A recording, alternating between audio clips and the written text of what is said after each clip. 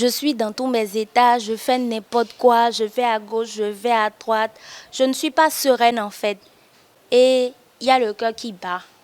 Des bouffées de chaleur, une sensation de peur, le cœur qui s'emballe, l'estomac qui se noue, l'angoisse croissante provoquant même l'inactivité physique.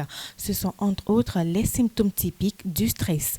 Le stress est une réaction physiologique de l'organisme. Le stress, c'est une réaction de l'organisme face à une situation. Les exigences de la vie professionnelle demande que l'individu ait une certaine capacité et que l'individu est conscient de l'absence de ces capacités en lui. De plus en plus de personnes y sont confrontées dans le quotidien et surtout en milieu professionnel. Ça m'arrive des situations où je dois forcément passer par le stress, beaucoup plus dans le métier de journalisme parce que vous savez, le métier dans lequel on respecte plus le temps, c'est dans le journalisme.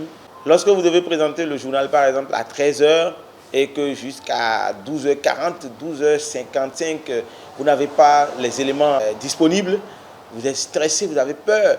Parce que ce n'est pas possible dans le métier du journalisme, par exemple, de repousser le temps. On est tout le temps stressé quand on est au bout du gouffre et quand ça arrive, on perd la tête. Au moment, par exemple, de prendre la parole devant une grande foule.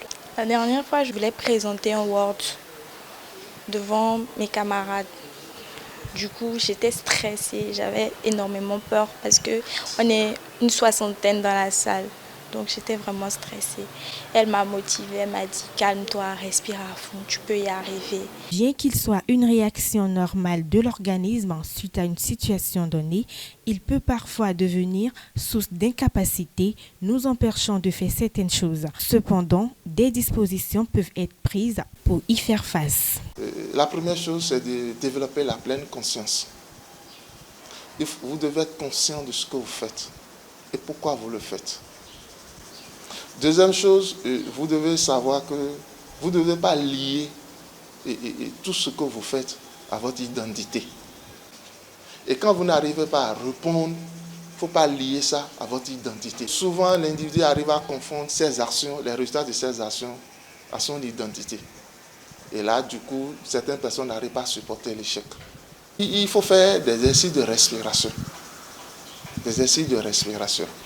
L'exercice de respiration va vous amener à libérer les énergies négatives. Il faut également faire le sport. En faisant le sport et en faisant des exercices physiques qui vont demander la contraction musculaire, la décontraction musculaire, la réaction que vous n'avez pas eue dans la semaine, une réaction physique que vous n'avez pas eue dans la semaine, vous allez les utiliser en faisant le sport pour libérer un peu les tensions. Il faut contrôler l'alimentation. Le sucre est un excitant. Il faut consommer des aliments riches en magnésium. Chaque être humain a besoin d'une dose de stress, mais il est très important d'arriver à les surmonter.